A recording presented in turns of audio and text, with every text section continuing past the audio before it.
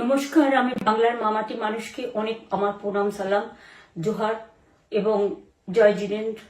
আমি সবকিছু জানাচ্ছি। সত শ্রী আকাল জি। আপনারা সকলে ভালো থাকুন, সুস্থ থাকুন। আপনাদের প্রতি আমরা খুব কৃতজ্ঞ। এত রোদ্দুরের মধ্যেও এবং সবকিছু অত্যাচার সহ্য করুন আপনারা যেভাবে ভোট দিয়েছেন লাইনে দাঁড়িয়ে, আপনাদের কাছে আমরা খুব কৃতজ্ঞ।